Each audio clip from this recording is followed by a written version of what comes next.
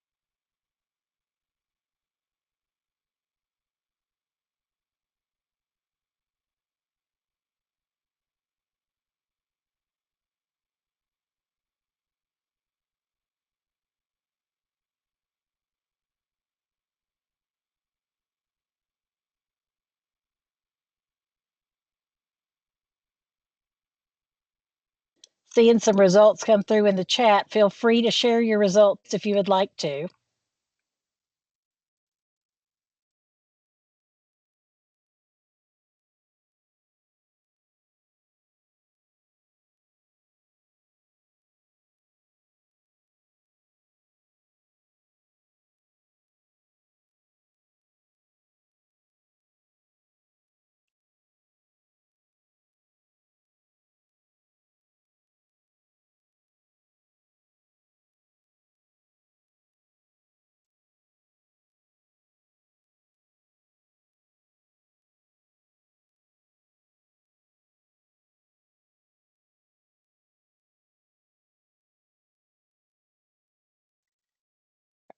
So that is about 3 minutes that we've given you to work in those. I am very impressed with these scores that I'm seeing. What about you, Ashley? Absolutely.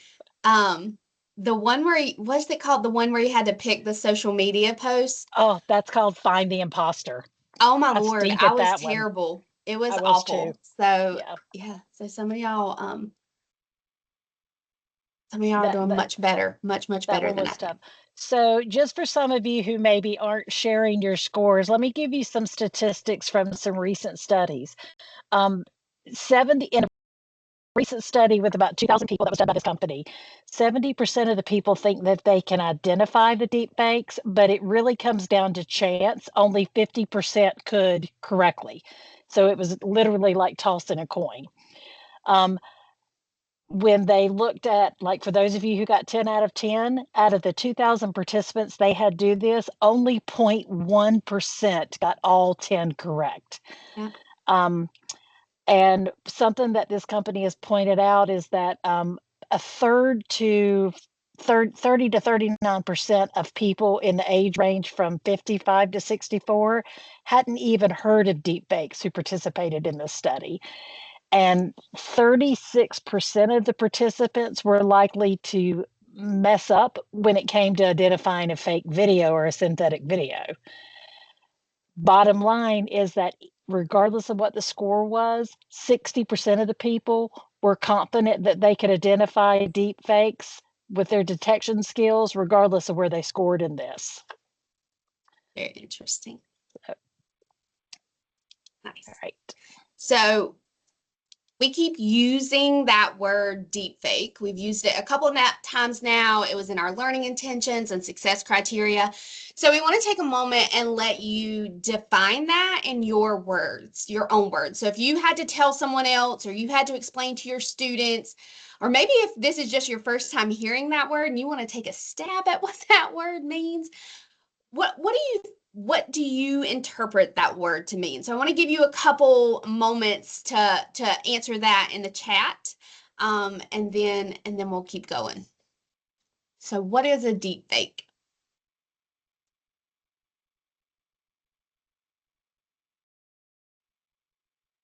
Okay. Computer generated, not real but made to look as real as possible, imposter information. Awesome.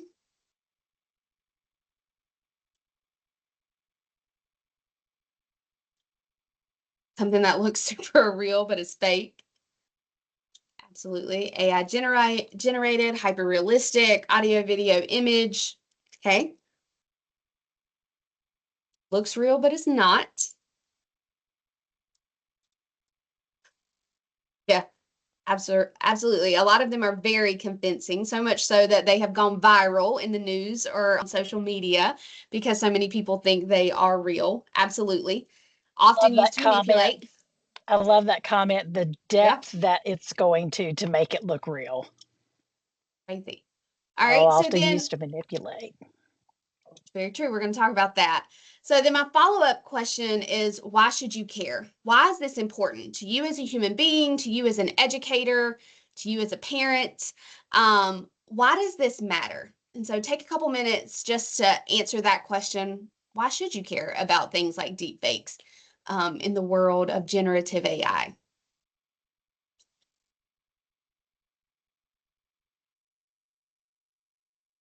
Disinformation or misinformation is huge. Absolutely.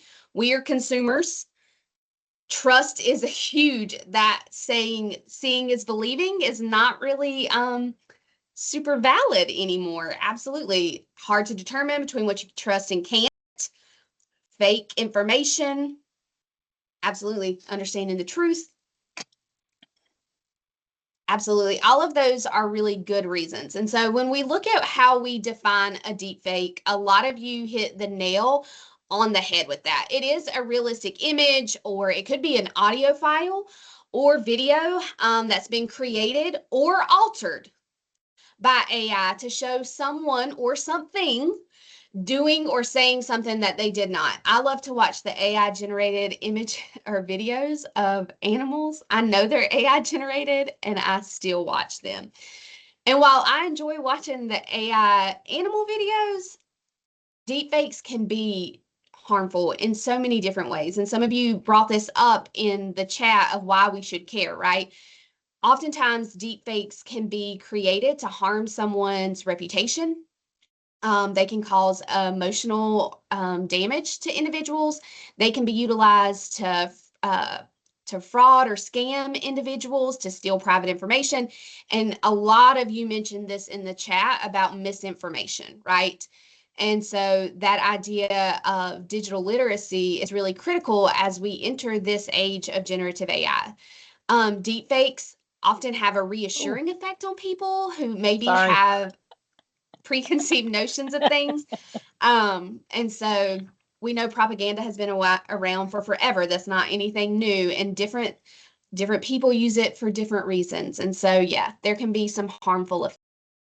Absolutely. And so when we think about some of the implications for individuals who create deep fakes, in North Carolina, we do have law on the books, House Bill 591, that deals with deepfakes. It's not education specific, but it definitely has implications. And it's been in effect since December of 2024. And it can make it punishable by law for you to create deepfakes and then to disseminate them. And so that's at the state level. There is also national law and legislation regarding deepfakes as well. The Take It Down Act, which was passed in May of 2025, imposes criminal penalties for those that publish non-consensual intimate images, including AI deepfakes. And then right now, as we're talking, there has been a bipartisan bill introduced called the Defiance Act, which makes it possible for victims of non-consensual images, especially sexually explicit ones being generated, that they can seek legal action against those that created those images. And so lots and lots of implications when we talk about utilizing deepfakes for harm. Ashley, Ashley, Sarah we have a Wilson asked a question. question, and Go it's a ahead. great question, and it connects directly to what you're talking about. How can you protect yourself against a deep fake? How can you prove it isn't you? There are lots of movements out there that are asking for credentials to be tied to any kind of image that's created, so that you can trace it back to the origin of its creation, so that you can see if it is, I guess it's like metadata, so Yeah. that you can see where the image was taken, where it originated, whether AI was involved with it. And with, I love this quote, I'm gonna steal it because we had it later on in the thing, but today is the worst that generative AI deepfakes are ever gonna be. Yeah. It's really the worst AI is ever gonna be. It's only going to continue to improve and get better regardless of what you're using it for.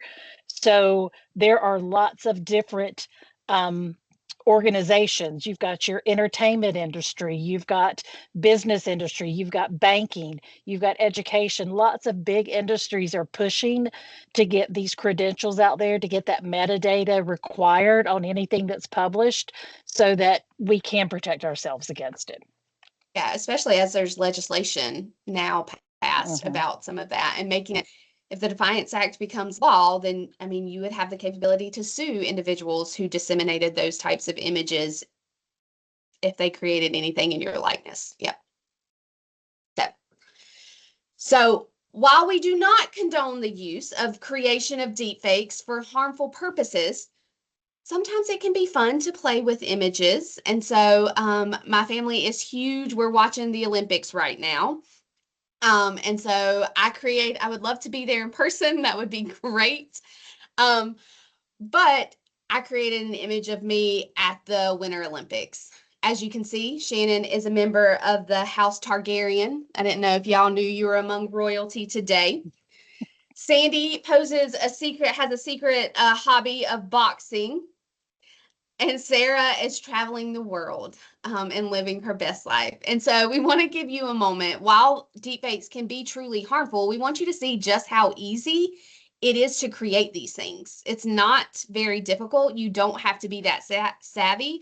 And while ours may not be the most convincing out there, it is pretty easy to create these. And so we want to take a minute.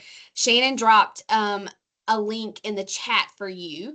And just a little disclaimer, to use this particular platform, it does not save any of the images. Like, you have to take a picture of yourself. It doesn't save any of these.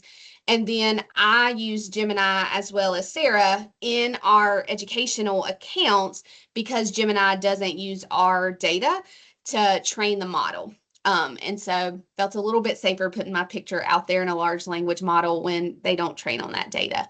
So we want to give you a couple minutes to create your deep fake. Full disclosure, there is one where there may be some that you don't like or whatever. You can regenerate as many times as you want, but just so that you see how easy it is for kids as well as adults to create these and why they are becoming so prevalent on social media and things like that. So take a couple minutes, try that out.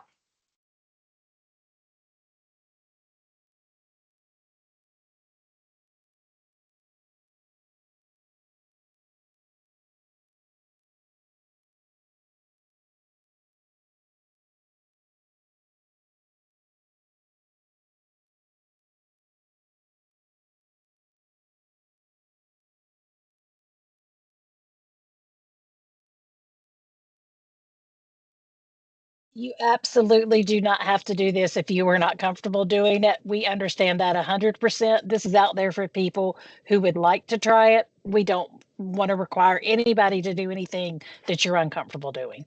Absolutely.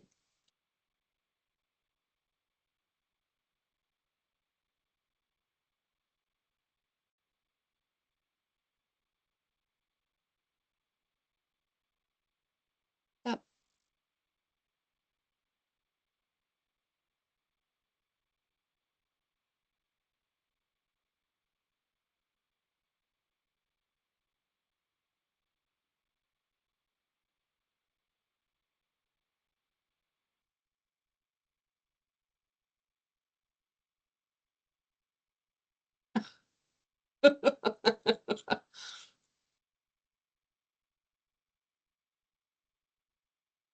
I saw yours, Chesley. That was funny. Nice. It was interesting as I was trying to create mine to see the number of hallucinations, which we're going to talk about a little bit later. Shannon had some really good hallucinations as she was creating hers. It was pretty fun. Tara's going with me down to the Game of Thrones. I love it. Love it.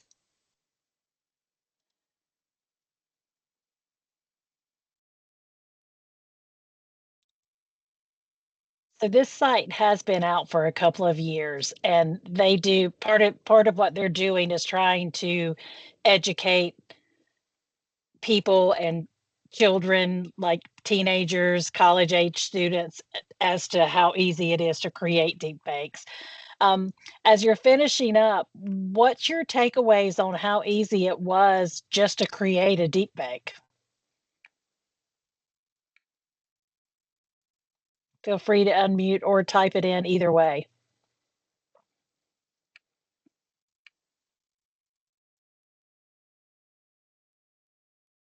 Mm-hmm.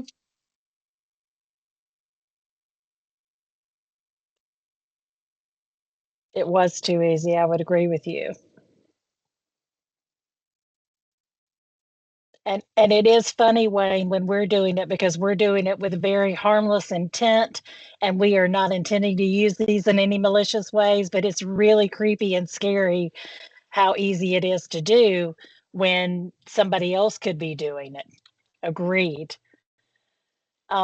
So staying with the deep fakes, all three of these articles and or this recording are all 2 years old at least, and or close to 2 years old, and they're all about deep fake audio.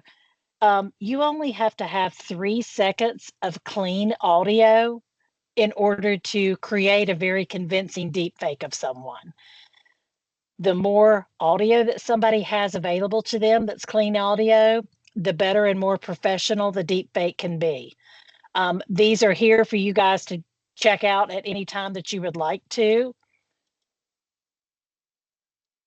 This is one that Vera Cabero, from our Emerging Technologies and DPI did. You can see it's been sped up. Welcome to my session. My name is Vera, and I'm the Emerging Technologies Consultant for the North Carolina Department of Public Instruction. Sounds just like I'm a her. veteran educator, AI and emerging technologies enthusiast, and an AI literacy trainer. What you are hearing now isn't really my voice. It's an AI clone trained on only 3 seconds of my voice speaking using a tool called Cartesia. That's pretty scary because it sounds very Just much like like her. Vera, very much like her.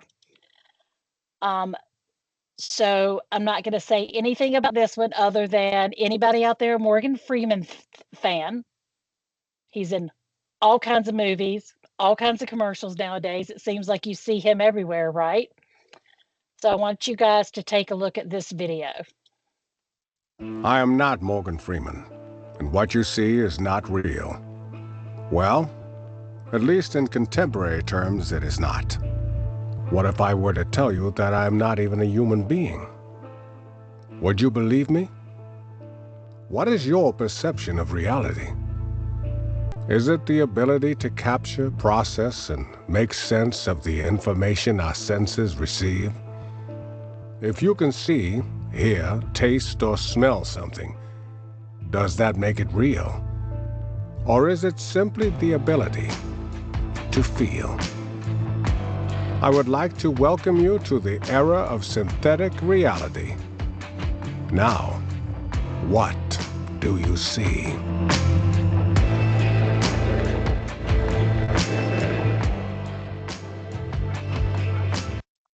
So this is one of the more recent, videos that has, hitting the wrong thing all over, that has come out on the internet. I literally texted Ashley after I got home last night because I was watching TV, I'd been watching TV, walked out of the room, walked back in, and Brad Pitt and Tom Cruise were fighting. And I was like, what is that on the news? I didn't know they were in a movie together. It's an AI generated video, and they are livid because neither one gave their permission to be used. And there their likenesses are. It sounded like them, it looked like them, and you can find them all over the internet today. So if you're following along and you want to answer, you can click on the you can click along in the presentation, or you can just drop it in the chat. But just a pulse check, deepfakes are one of those things that people have visceral reactions to. The more and more we learn about them, and the more and more you see them and how good they've gotten, to Shannon's point, AI is at its worst today. The more we use it, the more data it has to train on, the better it gets, which is a little scary if you think about it in those terms. And so just a little bit of a pulse check. How we're feeling, what's our emotional reaction so far? And so are you at a level 1, pretty chill, zen, no worries? Like, I'm close to retirement, I'm out, dude. Like, we're good. Are you a level 2? A little confused, looking for extra fingers and weird shadows and things? Are you a level 3? Digital trust issues. Checking your own reflection to see if you're real with the level of how good these have gotten. Level 4, brain cell overload, processing the end of traditional homework, because if it can create this, holy cow. And then level 5, full system malfunction, going off grid, buying a typewriter. So lots of threes, some twos, 3.5s. Some Awesome. fours, some ones. Some ones. I like it. Nice. All right. Okay. Agreed, Kristen. Mhm. Agreed. I do think we are a little behind. I do think you will see more and more legislation and parameters come out. Like we've already seen it with deep fakes in the last year to year and a half. I think it will become more regulated. Absolutely. Kristen, I think that's a good point. And so one of digital trust issues, I don't trust anything on the internet anymore. We talked about deep fakes, and that's a part of this when we think about accuracy and output and really being critical of the images that we're seeing or the audio we're hearing or the video and whether it's generated by AI or not. So deep fakes is a huge concern. Another is not necessarily the intentional creation of some of those things, but just AI being AI and still being a computer and making mistakes. And so this idea of hallucinations, and these are real hallucinations that AI has generated. When they Googled about pizza and how to make a pizza, you can see one of the things that came up was too much sauce, too much cheese or thickened sauce. Here are some things you can try. It says you can add about 1 1/8 cup of non-toxic glue to the sauce to give it more tackiness. Somebody was just trying to figure out how to keep all their cheese from sliding off their pizza when they ate it. Absolutely. Which I think is hilarious. And so a hallucination is factually incorrect answers that appear pretty plausible. And we oftentimes see this in images too. Like we'll see that weird fifth finger or something crazy in there. But it happens a lot with text, right? And we know that AI, especially those large language models, work off of probability. And they predict responses based on patterns in the data rather than verifying facts. And so that's how we end up with some of these hallucinations that we see. And so as we look, I want us to take a minute and we're going to give you about 3 or 4 minutes. Each one of the images in the slide deck is linked to a news story from recent within the last 2 years of how hallucinations have impacted different professions. And so I want to give you about 3 minutes. If you don't have the link to the slide deck, Sandy or Sarah or Shannon will drop that back in. And we are on slide 15. Want to give you a couple minutes to click around and to read some of that. These are all from reputable sources. No deep fake here. This is real. And so want to give you a minute to look at those. I'm going to go ahead and set a 3-minute timer and then give you a couple minutes to look at those. One of them is a video. So if you would rather watch a video, the one by PBS News is a video. So give you about 3 minutes to kind of click, skim the headlines and look at that.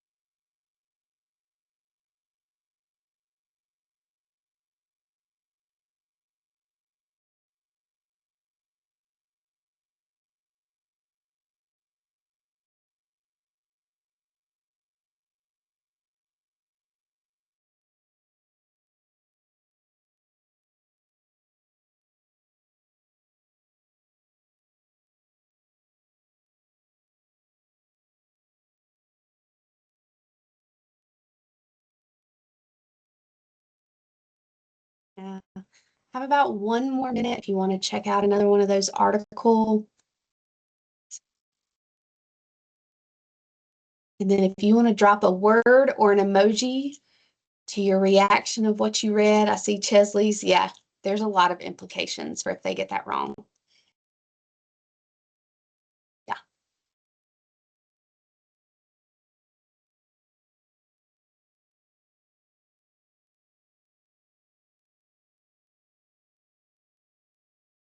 Right.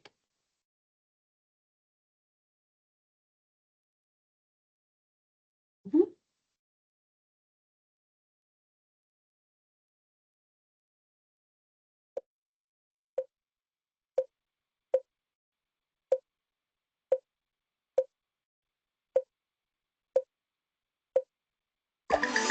Nice. So by my timer, that was 3 minutes. So I hope you had a couple minutes to go in there. And I see some mad faces, some shocked faces. Absolutely. When we were looking at this and we started looking for one of the stories Vera pulled for us, and I was like, I'd love to pull some more recent ones. And I went to a PD recently where they shared the one about the law, like the paralegals and those pulling, and I was just like, I wonder, like, and then I started Googling, and holy cow, the number of news stories that came up where professionals, we talk about the use of AI and the need for humans at the center of it, and the number of individuals who fell victim or to these hallucinations and didn't verify and didn't fact check, and it caused some major issues. And so I want us to think about the fact that we have students, some of us have students in elementary, middle, high, we all serve. Ashley, I'm trying it. There it goes. I couldn't get it to Okay, go. you're good. Sorry, I'm You're trying. We all are serving students at different grade levels, and in different capacities. All of us are here, though. We show up every day for those kids because we want them to be prepared for the future. And while I joke, I'm a nerd, some of you that have sat in PD with me have heard this, so I apologize, but I grew up watching Terminator. So, like, short of Skynet and, like, the Terminator showing up, think AI is here to stay. And so we have to prepare kids, and we have to prepare ourselves. There's a level of upskilling that all of us are going to have to do to live in this world with generative AI. And so I want you to think about those news stories that you looked at and the failures that you saw in health and in publishing. And I know we focus a whole lot on academic integrity in public ed, which we should. We need to teach our kids academic integrity in the world of generative AI. But I would argue critical thinking is more imperative now than ever with the increased use of AI. So what is one way that you could help your students practice critical thinking today to ensure they're future ready when they leave us, especially thinking through this lens of AI and seeing how these individuals in these professions, like they made some missteps. So how do we help students do that? How do we help them think critically about what they're seeing? Absolutely, highlighting some of those mistakes, missteps. Agreed.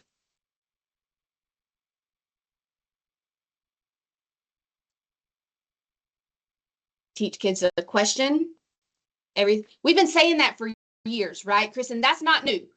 Like, we've been saying you can't believe everything you see on the internet, but I think it's more important than ever. Absolutely.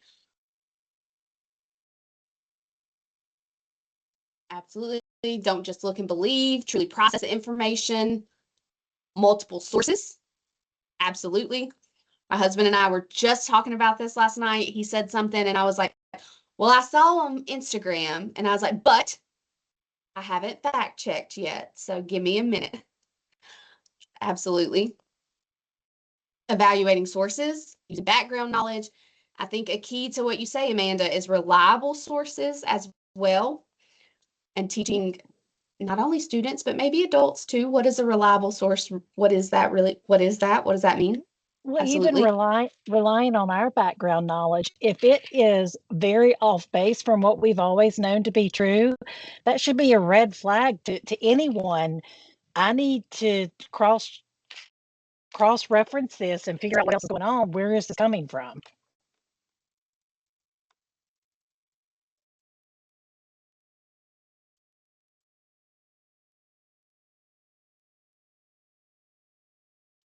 Talking about it. Absolutely. We can't keep putting off talking to students about AI, fact checking.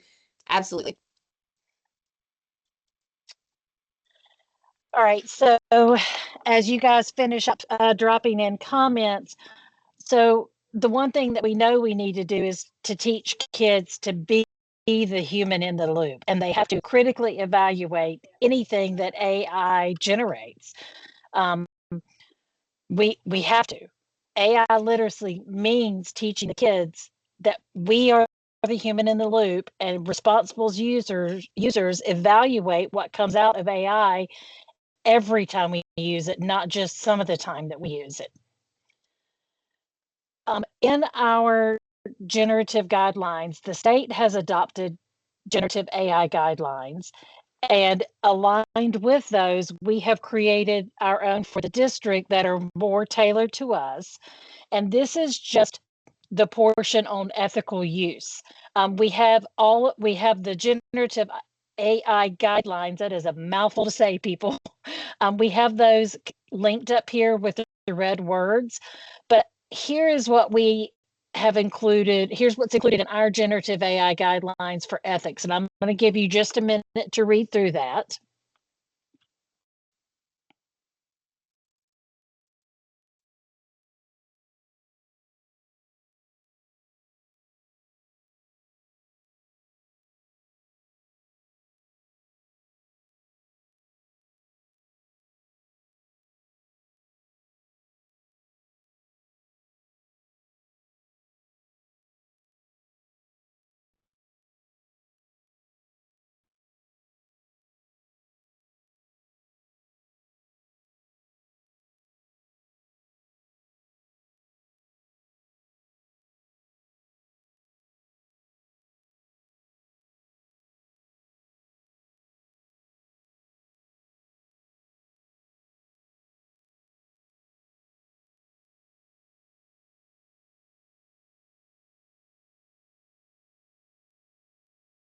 As you look at that and process it, I really want to draw your attention to that last sentence.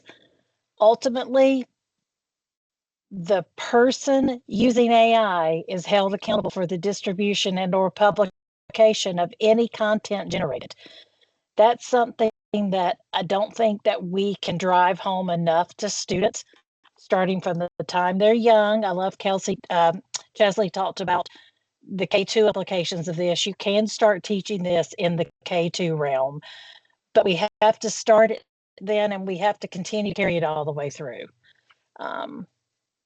Good practices is to cite AI, just like anything else when you're doing something with AI, is to disclose that you've used it, how you've used it, and basically what you've used it for.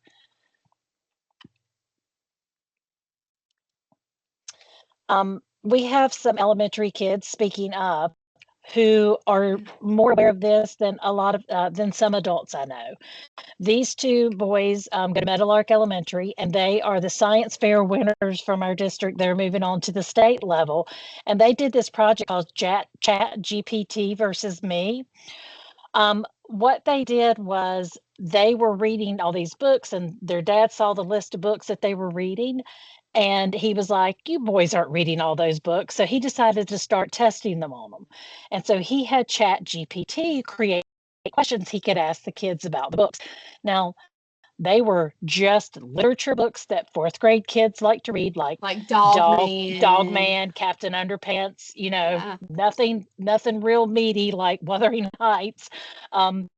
Just good general fourth grade books that are going to make young boys and girls laugh. So Dad printed out these questions and he started asking them, and then he told them they were wrong. They must not have read it. And the boys are going, no, we're not wrong. And they would get the book and prove him that they had read the book, and they would show him where their answer was correct. So what they figured, it got them to thinking, well, how accurate is ChatGPT? So they did this experiment where they had ChatGPT create 15 questions for the books they read. They eliminated questions that were not even about the book that they had asked it to make questions for. And they found out that only 88.3% of the questions generated were valid questions for the books that they asked it to generate questions for. Then they went on and looked at the accuracy of the answers that Chat gave them. It was only 85% accurate with the answers that it gave. So these boys said it's not very accurate, and it makes us wonder, maybe it would be more accurate if we were reading nonfiction or informational text, but we're not really sure. So this is what our fourth graders are looking at, and they already know that we need to verify and have some cross-checking to find out whether these answers that it's putting out are correct or whether the output is correct. So what can we do? What are some things we can do? We know that deep fakes are out there. We know what they are. Here is the surge of them, guys. In 2023, they estimated about 500,000 files came out that were deep fakes. You've got over 8 million. It's a 1,500% increase in the amount of deep fakes that are floating around out there in 2 years' time. We already know there's this gap between what people think they can identify and what they actually can identify.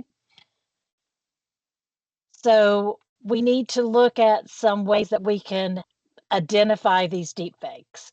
We can do some reality checking for the images. Look at your side profiles and the occlusion text. AI struggles with depth, and it looks with depth. Look for those face masks that flicker or the ghostly hands. Look for the blink in the physics test. Watch for those dead eyes or unnatural shadows or floating jewelry. Look for the robotic sync. Listen for flat tones or a slight delay between the lip movements and the voice. You also can teach students this little acronym REAL. They need to check the source for the reliability from an official school channel, textbook, multiple news accounts, some kind of verified account. They need to look for evidence of digital fingerprints, glitches, slow down. If it's high emotion, it's usually designed to make you act. That's a telltale of a deep fake. Think about the agenda. Who benefits from it? Who's going to make money off of it? Who published it? Who's it likely to shock or hurt or help? And then logical. Does it sound something that's logical, like the person would actually say or that would actually happen? If it's out of character, it could likely be a fake. Another tool to teach kids is lateral reading. That's where I see this here, but I open up different tabs on different sites, credible news sources, reference sites I go to, .gov sites, things that we know to be credible sources, and you have them cross-check it there.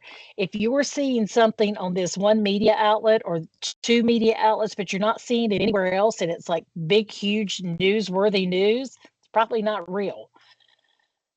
AI doesn't replace our thinking, it makes it the most important subject, and that's the bottom line of it. Another thing we can do is teach kids this model EVERY. And this is an acronym that Amanda Bickerstaff from AI for Education and Vera Cabero worked together to create. And when you're talking about EVERY, these E talks about you want to evaluate the task and determine if AI is even the right tool to use to start off with. Determine if it's going to help you really accomplish your goal or if it's just going to do your goal for you, because that might not be the tool to use. You want to verify it. Look at your facts. AI can put things out there that's false information and make it seem plausible. So you need to verify it. Check it against those reliable sources.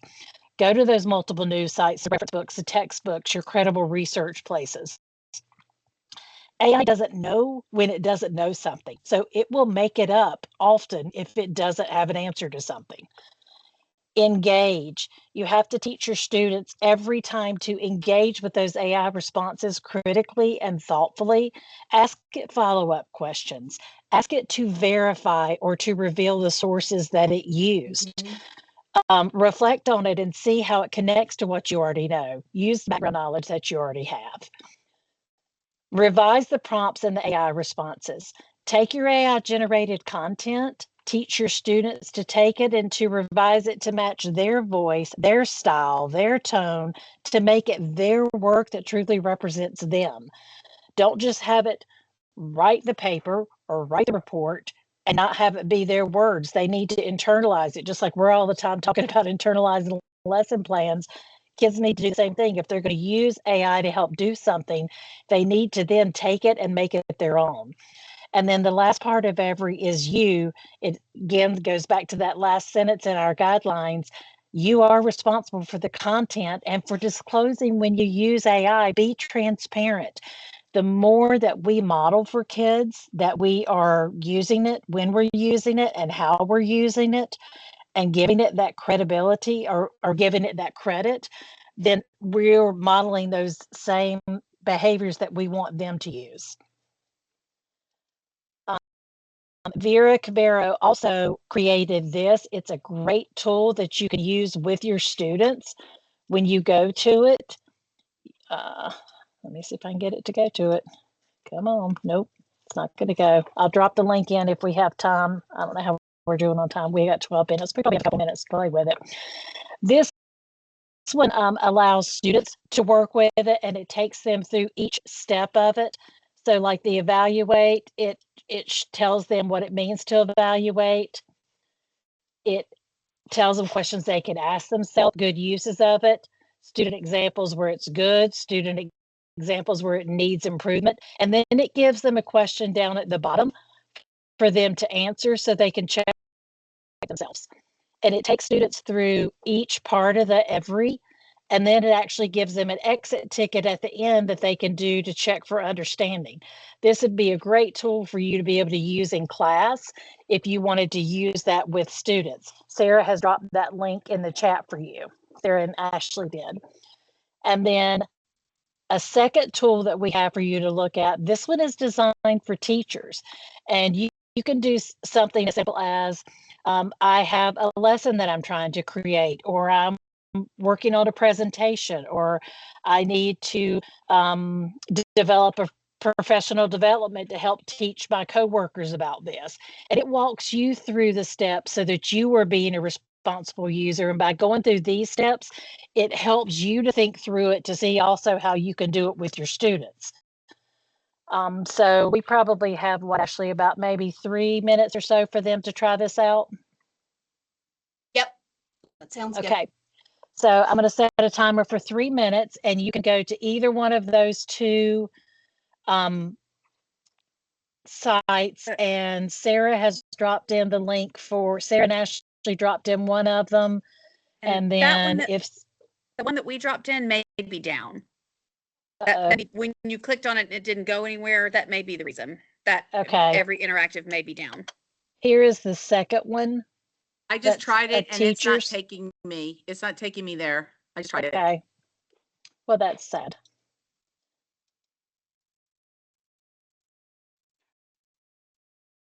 We'll still give you 3 minutes to try out the teacher one. Oh, my Every's working. I don't know why. I don't know. Mine is as well. I don't know. Okay, it just opened back up for me. So maybe it was just taking a minute. Maybe there are too many people trying to check on it. It's working now. It might Maybe. be. All right, so 3 minutes.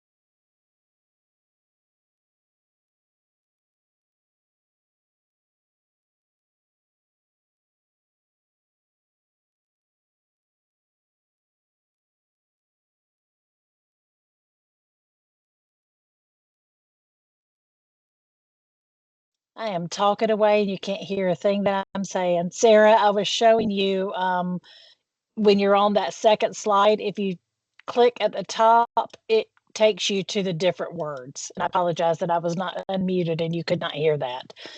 So I hope how you guys see that you have one activity there that you can actually use with your students and they're able to access that completely. And then this one is for you, which can help you also get some ideas, and also helps reinforce for you how to do that responsible use every time so that we can then model that for our students. So as we wrap up, we've got just a few minutes left. I know there are a lot of exciting possibilities with AI. But I know there are lots of things that as educators, as human beings, we're concerned about.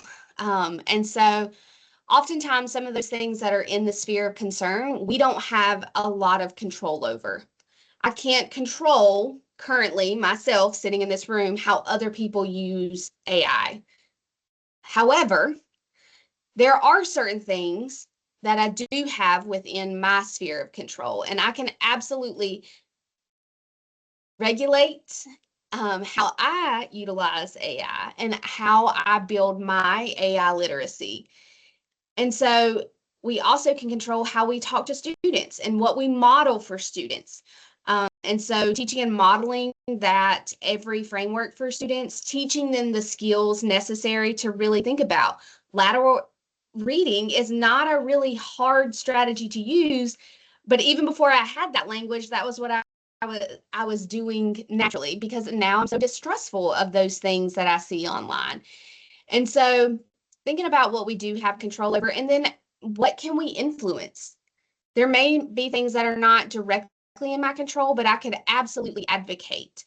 I can advocate at the local and the state levels for policies that support responsible AI use in public education.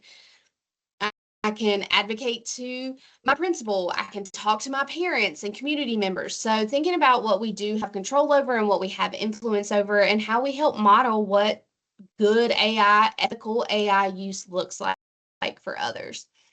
And there's a quote that I absolutely love. I know we've said her name a couple times, but education really is the best way to mitigate some of the bad and ugly that we see. The more people know, the more people see, even some of the recent legislation, like our students need to know there are very real consequences Hey, how are to you? creating Good. some Hanging of in there. those deep fakes or things like that.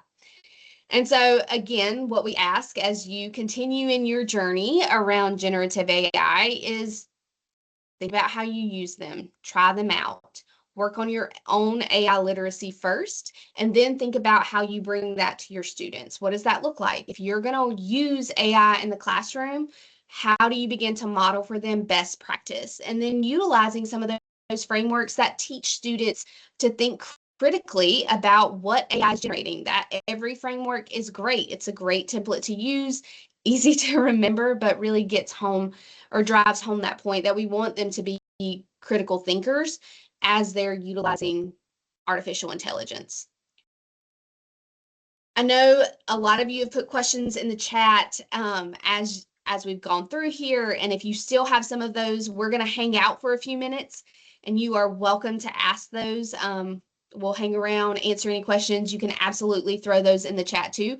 I do know one of the questions was asked, and Sandy's already answered it in the chat, but if any of you have not seen it, Sandy goes in the background and she'll confirm everybody's attendance who has been here today. She's already done that for everybody. But what we do ask is that you leave us feedback. We look at that the next Monday after we do these. We come together as a team and we look at that feedback for how we can improve next time.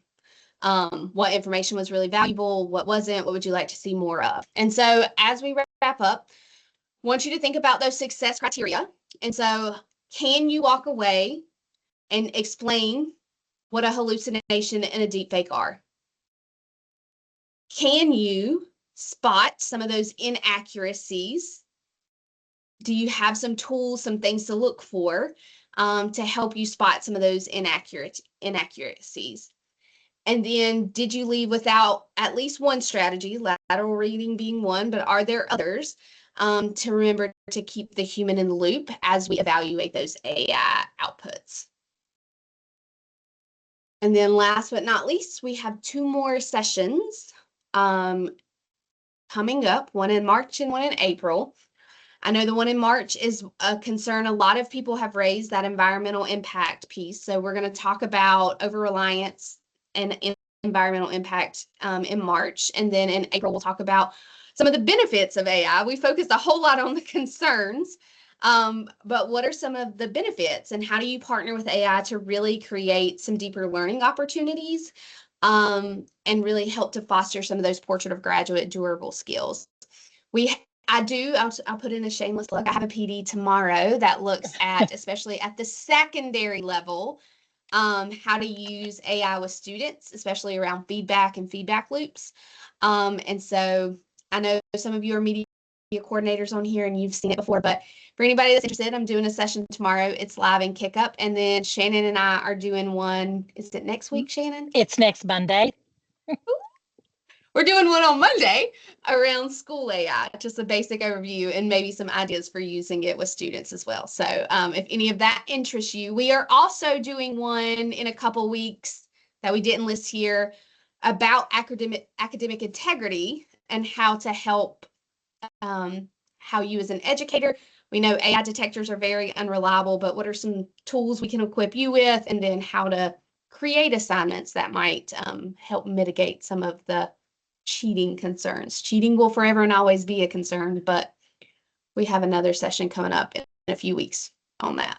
We appreciate you all coming. Thank you so much. And if you need links to anything, just email us. We are happy to send you out links. But if you search in Kickup, you'll find them too.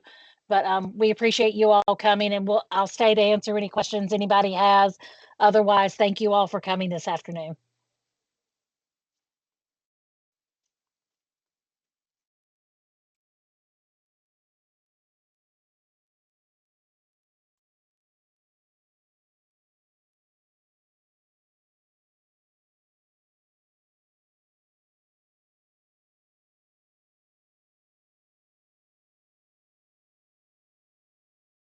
This is not a question, it's just a comment, but over the break, the snow